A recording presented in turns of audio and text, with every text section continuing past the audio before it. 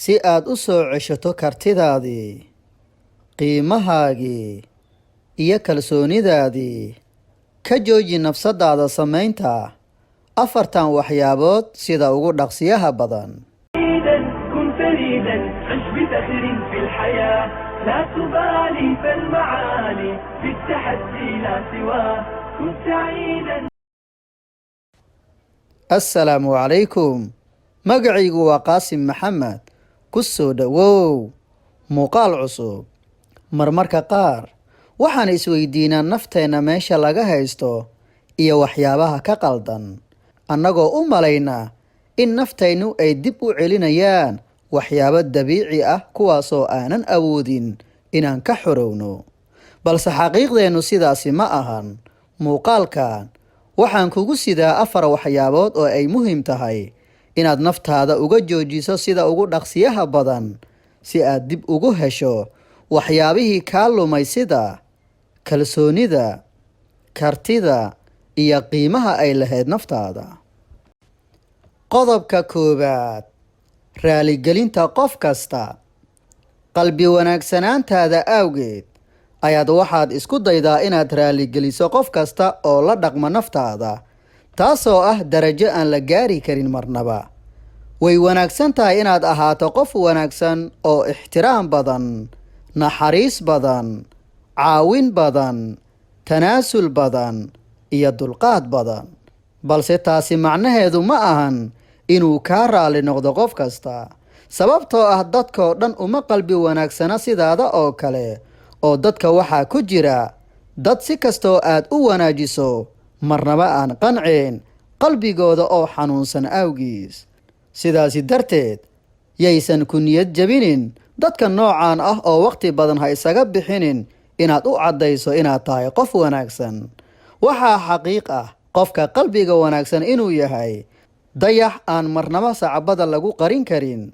waxaan ku leeyahay ka saar maskaxdaada inay kaa wada raali noqdaan dadka oo dhan, oo xasuusnow dadka oo dhan inaad wanaajiso waa dabeecadda iyo dhaqanka wanaagsan ee naftaada. dadka qaar si kastoo aad u wanaajisana waxaad kala kulmi doontaa eedeen, dacaayad, aflagaado, iyo waxyaabo kaloo badan. ha isku mashquulinin, sababtoo ah waa qaar ka mid ah dabeecadaha dadka dunida kugula nool ee horay uga soco. qodobka 2, ku noolaashaha wixii tegay. xabsi ma jiro oo ka xanuun badan la noolaanshaha wixii tegay. qofkeen wuxuu dhintay isagoo aysan nafta weli ka bixin, oo waa meed socda mar haddii uu la nool yahay wixii tegay ee ka xumaaday noloshiisa. xusuusnow noloshu in aysan ku xirnayn hal dhacdo oo kugu dhacday, balse dunidan iyo amuuraheeda kala duwan ee marna ku farxad geliya marna ku murug geliya waa cashir ay ina barayso. laakiin ma ahan xabsi naloogu talagalay inaan ku jirno. ogolow wixii dhacay inay dhaceen oo aan dib wax looga bedeli karin. ogolow waqtiga nafsadaada ugu qaalisan inuu yahay waqti xaadirkan aad daawanaysa muuqaalka.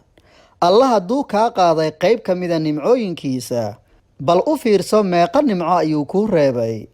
nimcada aragga oo hadda aad ku daawanaysa muuqaalka, nimcada maqalka oo aad ku maqlayso aniga hadalkayga, nimcada dareenka oo aad ku dareemayso wax walba. sideed uga murugoonaysaa hal dhacdo oo kugu dhacday oo rabbigaaga ugu talagalay inuu ku imtixaano naftaada maadaama aad tahay addoon alle? miyaad ka xun tahay amarka alle ee kugu dhacay? dabcan maya. kugu filan intaan. wax kastoo qalad kaa noqday, weli waad nooshahay, waadna leedahay kartidii shalay aad lahayd ee dib u dhis wixii kaa xumaaday, kana dhaqaaji wixii tegay. xusuuso mar walba, kullamaa aad waqti ku bixiso wixii tegay, ogow waxaad khasaarinaysaa waqtigan aad hadda haysato. tagtadaadii waa wax ka baro, taagantana ka faa'iidayso, timaadadaadana u diyaargarow. qodobka 3, fikir badan.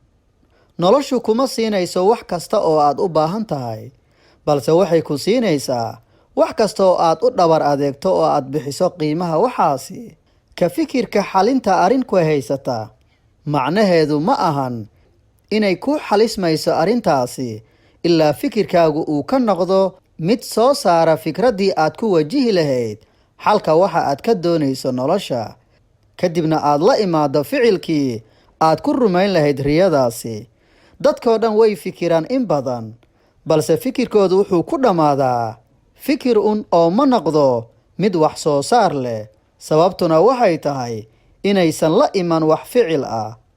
fikirku waxa uu wanaagsan yahay marka aad u adeegsanayso soo saaridda fikrad aad ku doonayso inaad wax ku qabato kadibna aad fuliso adigoo la imaanaya ficil. weligaaga ha ka fikirin wax aadan adigu kontarooli karin. qabo wax kastoo awooddaada ah, waxyaabaha awooddaada ka baxsanna u tala saaro allah. qodobka 4, filasho badan.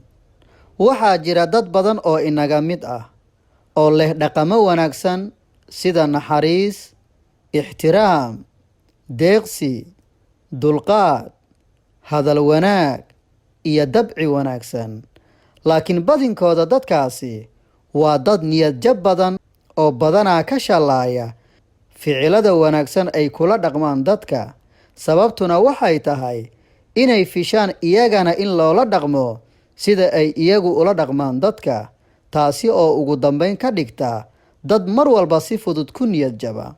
sidaasi darteed adigu ha ka filanin mar walba dadka oo dhan inay kuu wanaajiyaan ama kugula dhaqmaan sida aad adigu jeclaan lahayd in lagula dhaqmo, balse ku dadaal mar walba dadka inaad kula dhaqanto sida ugu wanaagsan oo aad jeclaan lahayd in loola dhaqmo naftaada, adigoo aadan waxba ka filanayn dadka si aysan kuu dhaawicin filashadaada. oo ahow qof dhaqan wanaagsan oo xitaa wanaajiya dadka u gafa. taasina ma ahan iyaga abaalmarintooda, balse waa wanaagsanaanta ku beeran naftaada. ugu dambayn, raaligelinta qof kasta, ku noolaashaha wixii tegay, fikir badan iyo filasho badan waa caadooyin nagu kalifa mar walba inaan ku noolaano nolol aan ka dhammaan niyad jab, fikir, liidasho iyo qiimo la'aan. sidaasi darteed ka xuray naftaada oo maantaba ka saar qaamuuska noloshaada isticmaalka caadooyinkan oo noqo mid mar walba la socda waaqica la joogo. waxaan rajaynayaa inaad ka faa'iidaysatay cashirkan oo aad ku dabaqi doonto noloshaada. inta aan goordhow ku kulmi doonno muuqaalka soo socda, waxaan ku leeyahay qaado mas-uuliyadda naftaada si 100% ah oo ka saar xaalad kasta oo aad u aragto inaysan u wanaagsanayn naftaada. aad ayaad ugu mahadsan tahay daawashada muuqaalkan. mahadsanid.